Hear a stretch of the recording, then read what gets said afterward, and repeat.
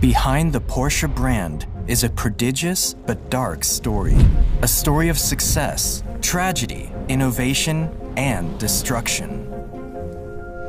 But to make sense of all this, we have to go back in time to where it all started, 1898. Ferdinand Porsche had just left his job to kickstart a new career in the automotive world. During the next few decades, he created some of the fastest and most groundbreaking vehicle designs for other car manufacturers, turning himself into one of the greatest engineers of all time. And yet, after founding his own car company, his success led him down a darker path when Porsche became embroiled in military projects for the Nazi regime, which landed him in prison and eventually even cost him his life. So buckle up, because we're going on a journey to uncover the true story of Porsche and how they managed to transform themselves into one of the greatest luxury car brands known today.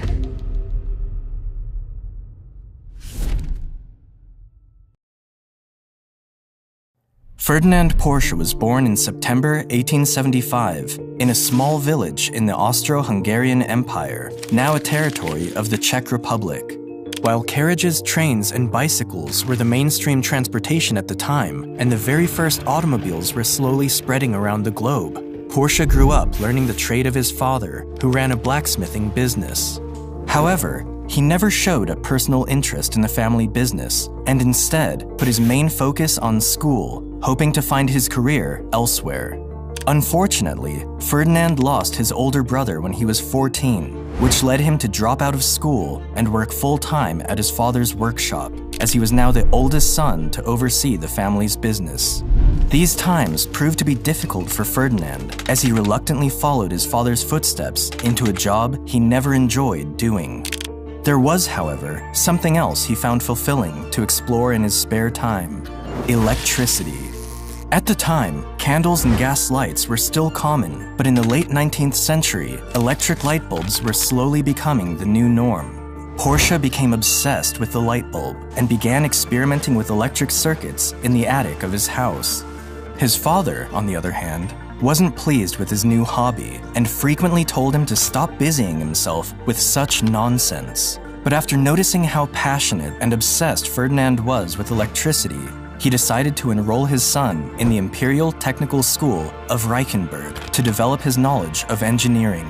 There, Porsche quickly learned the basics, and within just a few months into his studies, he was able to build his own electric generator and install electric light bulbs all over the house. At this point, his father could no longer ignore his son's talent, and so he finally gave in and let him pursue his own path. Little did they know, this new path would go on to help pioneer a brand new industry: automobiles.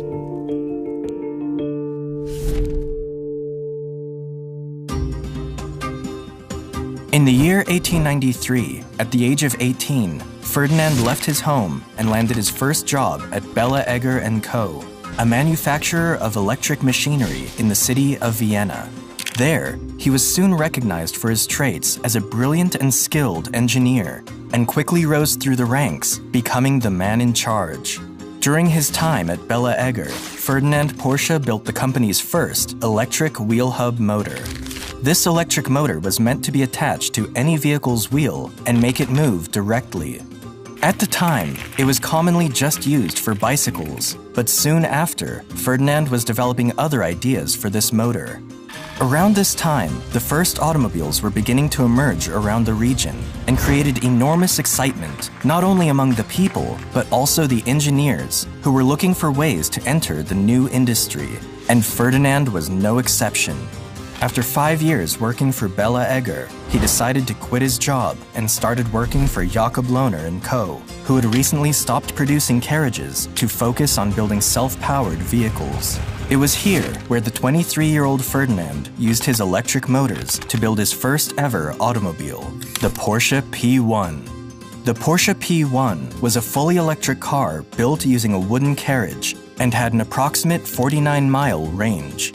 The car was meant for racing, but as impressive as it was, due to the heavy lead-acid batteries it carried, the car could only go up to 21 miles per hour. It's important to note that the automobiles of that time were yet to be seen as a means of transportation. Instead, they were mostly built for competition and tested for racing all across Europe and America. Porsche continued to improve the design of his vehicle until 1900, when he added an internal combustion engine to power the electric motors of the vehicle, thus creating the world's first gasoline-electric hybrid car, the Lohner Porsche Electromobile. This new vehicle would go on to win at various motorsports events while breaking several Austrian speed records, traveling at a top speed of 36 miles per hour. However, despite Porsche's hybrid vehicle being a brilliant mechanical work of art and far ahead of its time, it also demonstrated why electric cars failed over the decades. The vehicle's short mile range and weight of almost 2 tons halted the development of an electric car for nearly a century. The partnership between Porsche and Lohner ended a few years later, and soon after, the Austro-Daimler car manufacturer recruited Porsche as their chief designer. Daimler, at the time, was the leader in the field of modern combustion engines, and it was here where Porsche designed his first purely petrol motor automobile, the Austro-Daimler Maya, in 1908. His time at the company proved to be a big stepping stone in his career, leading to his big break in the racing world when he developed his next automobile, the Austro-Daimler Model 2780. This 85 horsepower vehicle was capable of reaching top speeds of 85 miles per hour and was specifically built for the popular Prince Henry Trial Race in 1910, where it took a first, second, and third place victory. This win earned the young mechanic greater popularity and justified his designation as professor at the company. However, when the First World War broke out in 1914, a massive rush to produce war supplies spread all over Europe, and the Austro-Daimler manufacturer contributed large quantities of machinery to the Austro-Hungarian army. Porsche was also drawn into the fold and made a name for himself by creating groundbreaking designs for military aircrafts and airship engines, as well as artillery tractors such as the M17 Goliath, establishing himself as one of the best engineers of his time. After the war ended in 1918, Ferdinand Porsche returned building race cars, and by 1922, another car rolled out from the factory's floor, the Austro-Daimler Sascha. Porsche believed that building a smaller vehicle than his competitors would allow his race cars to outperform those with much bigger engines, and so he put his newly built car to the test. To the surprise of many, the Sascha would go on to win an impressive 43 out of 53 races, including the Targa Florio in 1922. The following year, Ferdinand Porsche moved to Stuttgart, the capital of Germany, and became the technical director and chief engineer for the Daimler division, who later merged with Benz & C to become Daimler-Benz. During his time at Daimler-Benz, Porsche would design and build the luxurious Mercedes-Benz S-Series, which more or less paved the way for high-performance sports cars that were suitable for both racing and public use. And in 1928, Ferdinand Porsche introduced what is arguably one of the fastest and greatest sports cars of his era, the Mercedes-Benz SSK. The SSK, or Super Sport Kurz, had a 7.1-liter, 6-cylinder engine powered by 200 to 300 horsepower. Even the slowest of their versions came with a top speed of 190 kilometers per hour, and the ones with 300 engine horsepower could go as high as 235 kilometers per hour. This Mercedes-Benz model became the absolute champion of the 500 miles of Argentina in 1929, followed by more victories at the 1929 and 1930 Cordoba Grand Prix races, as well as the 1930 Irish Grand Prix. The winning streak continued with several more Grand Prix victories until reaching its peak in 1931 when they took yet another first-place victory at the Mille Miglia race. At the time, it was the best, fastest, and most valuable sports vehicle in the world. Porsche also built a slicker version of the SSK, the Trossi Roadster, which became a phenomenon for its extravagant body appearance and further cemented himself as one of the greatest car designers of his era. However, shortly after the car was introduced, Ferdinand Porsche had grown tired of the creative differences between him and the Mercedes-Benz board. So he left the company and went to work for another car manufacturer. Unfortunately, that company collapsed shortly after, mainly due to the Great Depression, and Porsche was now left unemployed. Despite the economic crisis, it was at this moment that he decided to make the biggest decision of his career, founding his own car company, Porsche GmbH. He brought in many of his former associates to work for his new company, and probably the most important of them all, Ferry Porsche, Ferdinand's own son. Much like his father, Ferry also took an interest in designing and engineering. He showed great promise in learning his profession quickly, working whenever and wherever he could to prove his abilities to his talented father. Initially, the Porsche company didn't start building cars under their own brand, but instead offered consulting and motor development projects for other car manufacturers. However, despite being one of the most famous engineers in Germany, there was one major problem.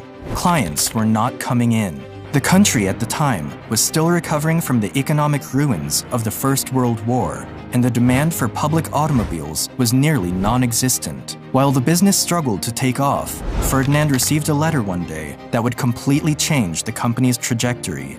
And it came from a pretty surprising source.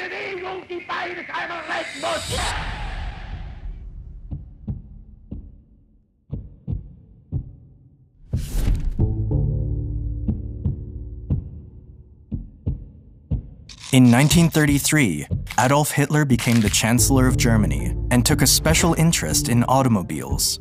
He recruited the best car engineers in the country, including Porsche, and sat down for an important meeting. The Mad Titan wanted every German citizen to own a car that could seat a family of 5 and be fuel efficient and cheap. In fact, so cheap that it would need to cost 990 Reich marks, which many engineers considered to be impossible. He called it the Volkswagen, or the people's car. Porsche submitted his design and won the contract for Hitler.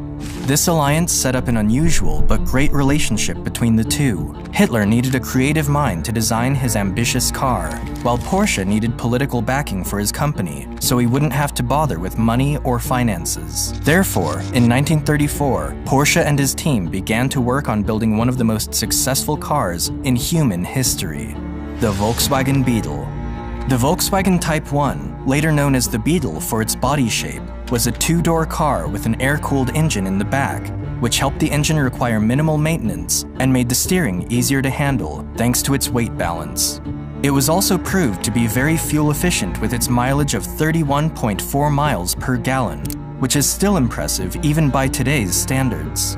Right after, 300,000 orders were placed for the Beetle. It was the biggest achievement Porsche had accomplished up to that point, and he was now ready to see his creation in working order. However, as the Volkswagen factory was getting ready to mass-produce the car, another major event was taking place that would directly send Porsche's once bright career down a darker path.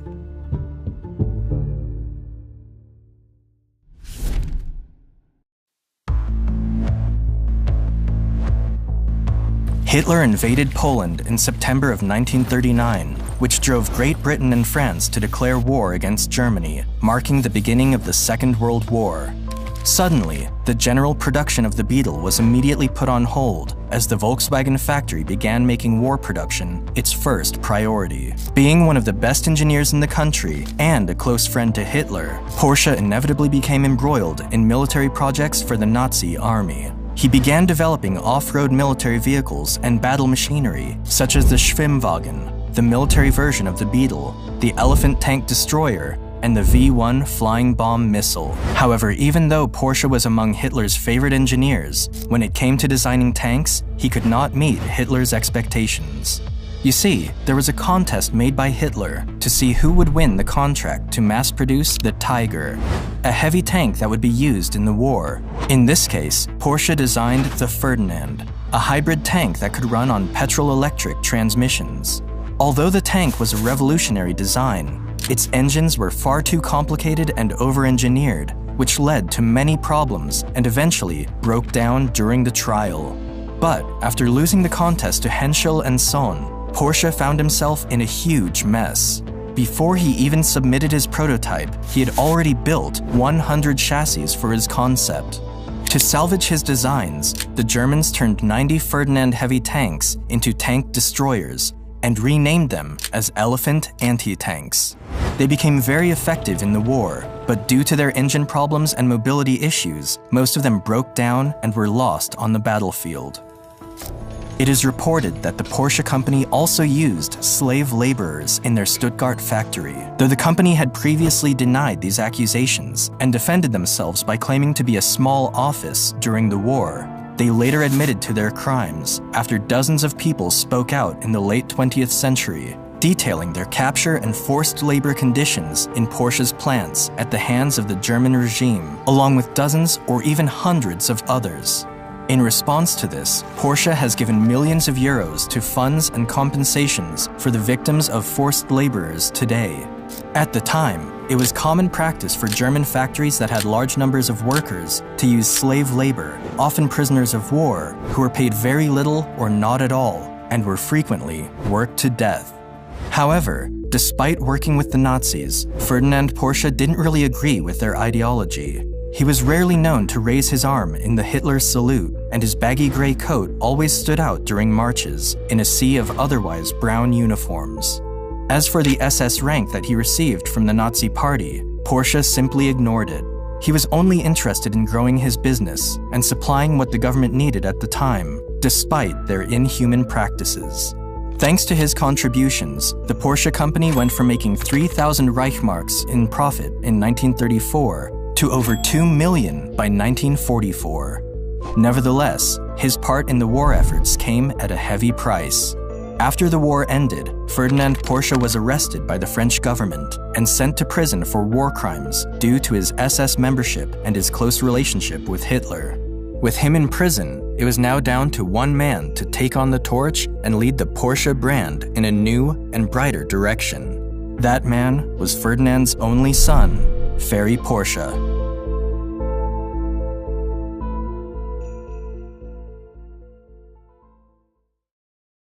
You know, while I was making this video, I asked myself, if Ferdinand Porsche started a new career in today's time, what would he do differently? So much has changed since then, that it's safe to say learning online is one of the best ways to get started. That's why I've partnered with Brilliant.org for today's video.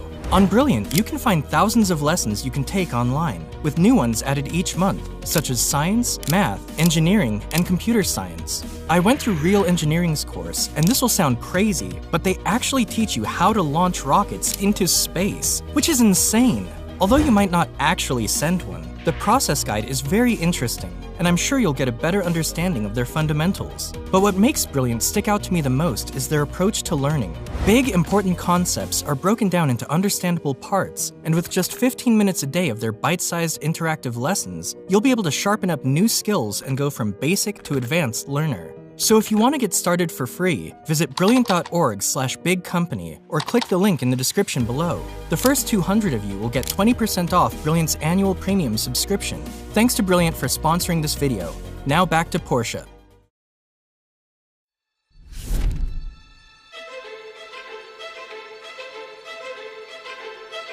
Ferry had inherited his father's love for machines, as well as his talent, and had already built several vehicles. Among them was the Schwimmwagen, which in German means swimming car. This car was designed to be viable on land as well as water, and was a great service to the German soldiers during the war. Because of this, Ferry himself was arrested along with his father and was thrown in jail for several months.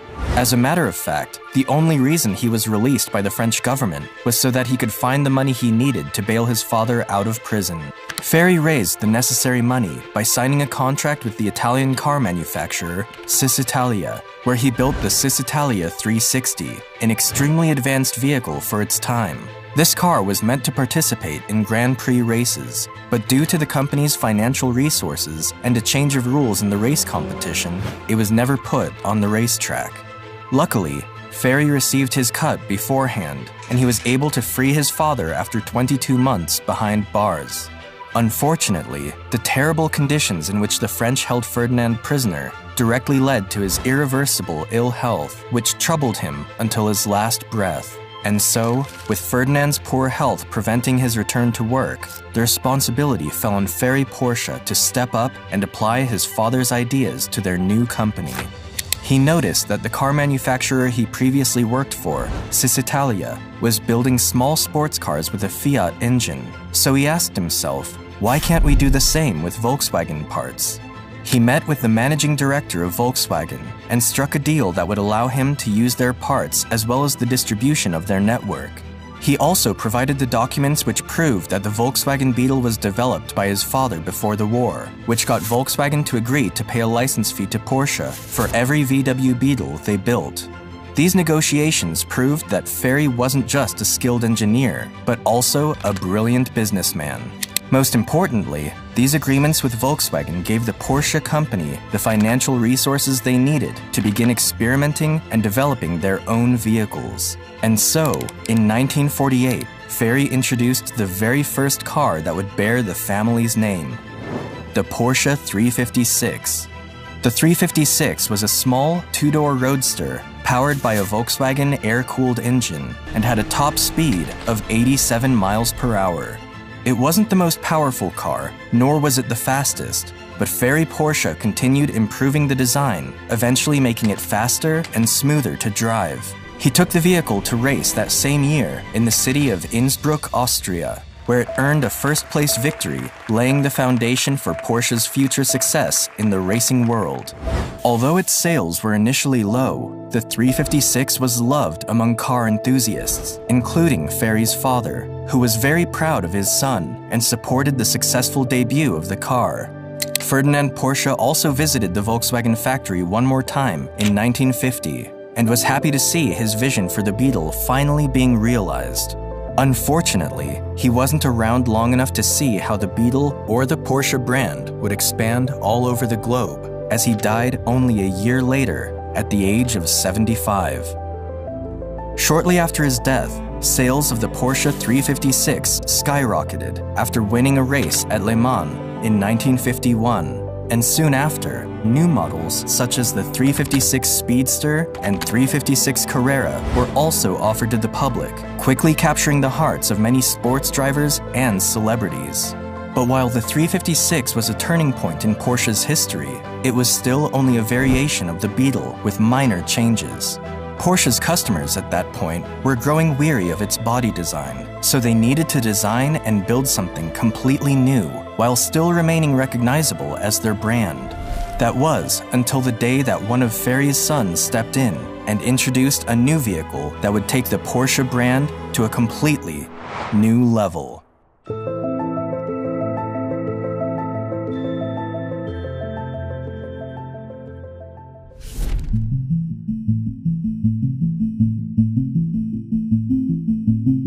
Ferdinand Alexander Porsche, just like his father Ferry, followed in the family's footsteps from early on and was actively involved in the automotive industry. But he was more into design and didn't consider himself an engineer, but rather as a talented craftsman in shaping.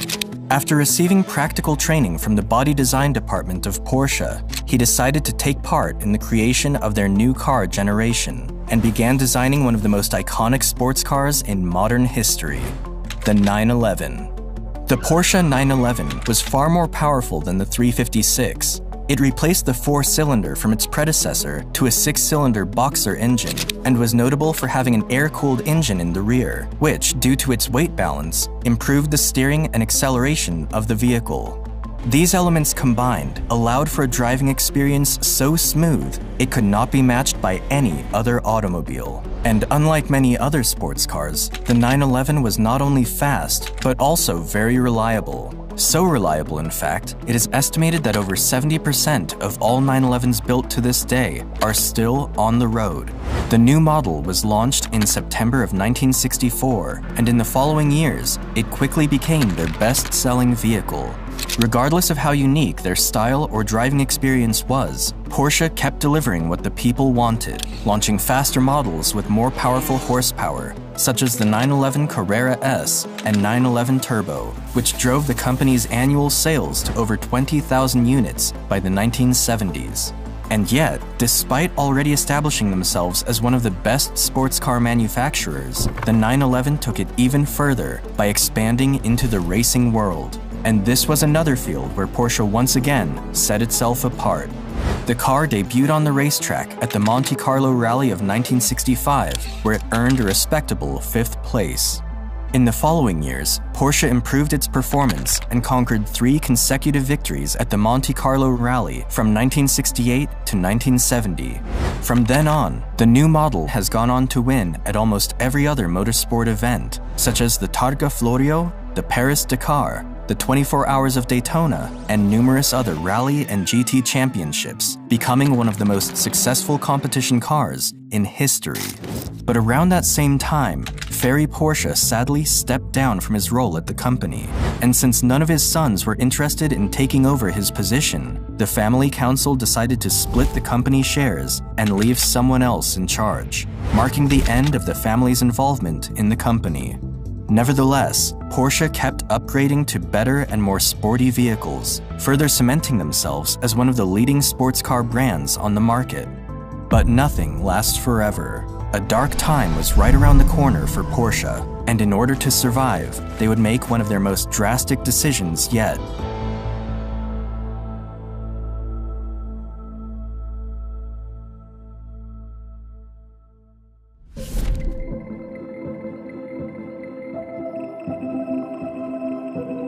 In 1986, a big drop in the dollar exchange rate and overall cost of the high-quality production of their vehicles caused many problems for the Porsche company. By 1991, their sales dropped to 23,000 units, which was half the number of cars they'd sold just 5 years prior. The company's losses amounted to 240 million Deutschmarks, and by the end of 1993, Porsche was barely scraping by, selling around 14,000 units per year. In simple terms, they were on the brink of disaster. The company needed to do something fast or risk bankruptcy, so they made the bold decision to announce that they were going into the SUV business. At the time, SUVs were becoming the new trend, and for the very first time, surpassed the sales of regular passenger cars in America in 1999. However, the project received a lot of backlash, and the reason behind it is not hard to see. Porsche, by tradition, had always made high-quality luxury sports cars, capable of performing both on the road and on the racetrack, so building a family-friendly SUV didn't sit well with the brand. In fact, it was going to be the first time that a Porsche car would have 4 doors. In spite of all the controversy, Porsche introduced the Cayenne in 2002. And to the surprise of many, it not only became their best-selling vehicle, but also a fan favorite. You see, the Cayenne might have looked different, but it still contained the same features that many lovers of the brand were familiar with, such as strong driving performance and reliability. And thanks to their luxurious interior space and comfort, sales of the Cayenne ended up saving the company from bankruptcy. As of today, the Cayenne, and more recently the Macan, make up over 70% of Porsche's sales in America, and are considered by some to be the sportiest SUVs on the market. Still, the brand has never lost touch with their sports car roots, and their new models, such as the Porsche Panamera and the fully electric Taycan, are among their best-selling sports vehicles to date. Porsche is now owned by the Volkswagen Group and strongly remains as one of the greatest luxury car brands in the world. Hope you enjoyed the video, and don't forget to like and subscribe. Until then, I'll see you next time.